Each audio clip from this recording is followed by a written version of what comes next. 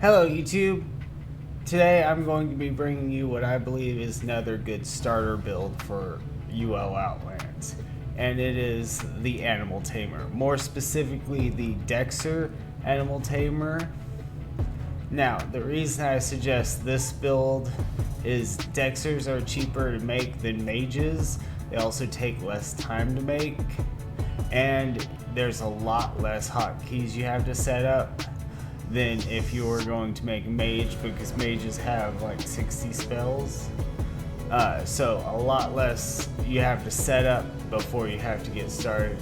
And animal tamers are instantly ahead in the game, meaning that instead of starting out on level 1 dungeons, when you don't have aspect or anything, when you're just trying to get money, you can start out on level 2 of dungeons and not have a problem, because you're a party in it itself, because you have a tank, you're the healer, and then you have other pets for DPS. But back to the point, we have the build.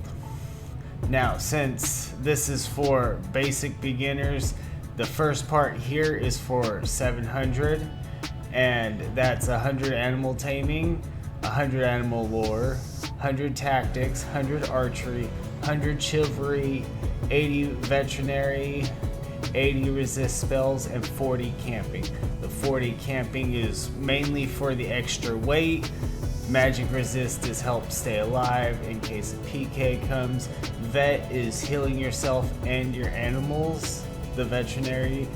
Chivalry, since I'm going Dexxer with this build, I leaned into that, and chivalry really helps with the holy light and noble sacrifice, because you can noble sacrifice your tank pet if need be.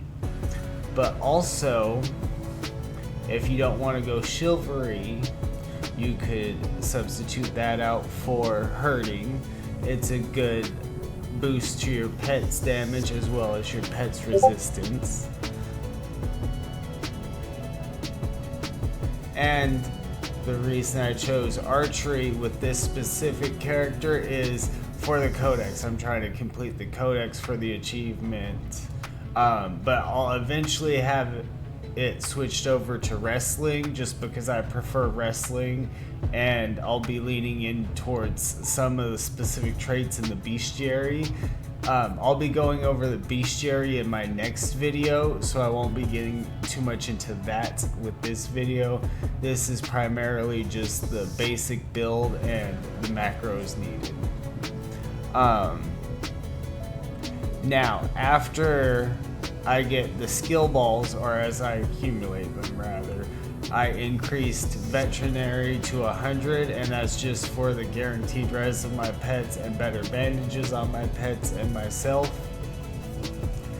And then as I got the skill scrolls, I dropped my camping for animal taming and animal lore to be 120. But that's just how I transitioned it. You could do whatever you'd like with that. And don't feel the need to take your animal taming all the way up to 120 if you don't want to get those skill scrolls initially, because you have all these pet options. Yes, all these options. Yes, there's more. All these options, yeah. If you in fact don't actually want to take your animal taming up to 120, because with the taming overall that Outlands did recently, it made all pets viable, so you can still be a pretty high damage with these lower level pets. Now we'll talk about aspects.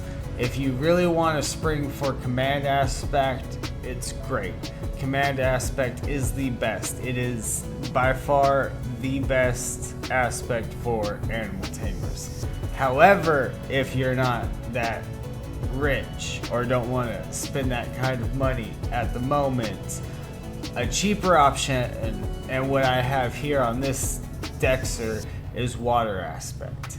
Now, water aspect increases heals, so great survivability options there, as well as increase your weapon chance. So if you go archery, that's more hinders. If you go wrestling, that's more hinders, bleeds, all that good stuff. If you go swordsman, that's more bleeds. Just whatever you go with, it increases your weapon special and weapon damage. Nice supplemental damage there. But what really makes water aspect a great choice is the proc, which when you proc with water aspect, it applies a chill effect on all the mobs for 60 seconds, and they can take up to 25% extra damage. That's if you double proc. It's 25.5% per proc. So you have to double proc for that, and it is stackable up to 2 times. And that applies to you and all your pets. But just you and all your pets get that increased damage from the chill effect. Anybody in your party won't. So that proc basically gives you the passive of command. Now the links I have in this mastery chain are attack speed links, but you're going to be wanting to look into attack speed, attack damage, maybe some follower damage resistance, and then melee effect chance so that you can get those water procs. And then for macros, we have vet supplies, which is a razor macro. And then we have the rest, which I do all in-game with Holy Light. And then here's Noble Sacrifice. And then of course we need our heal pot. And then our cure pot.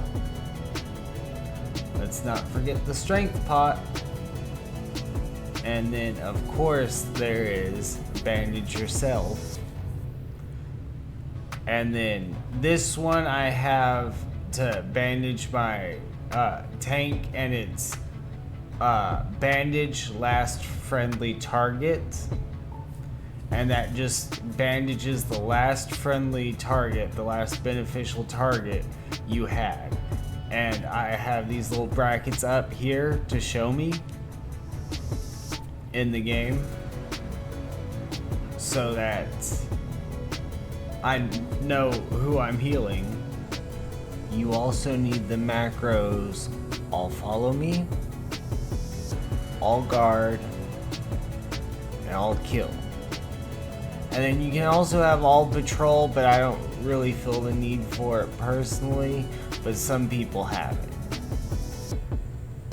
And then of course there's Adventurer's Rope, Close Wounds,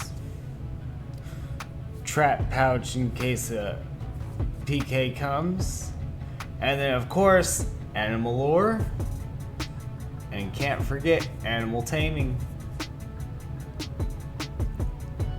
And then like I said, my next video is going to be over the bestiary. Please check that out. I'll be doing the combos, I'll be going over all the traits. It's a good little video. It'll be coming out next. And then after that one, I have an advanced Animal Tamer coming. But thank you for tuning in. If you found this video helpful, please drop a like, sub if you like the content, drop a comment if you have a build or something you'd like featured, or if you just want to let me know how I did. Have a great rest of your day.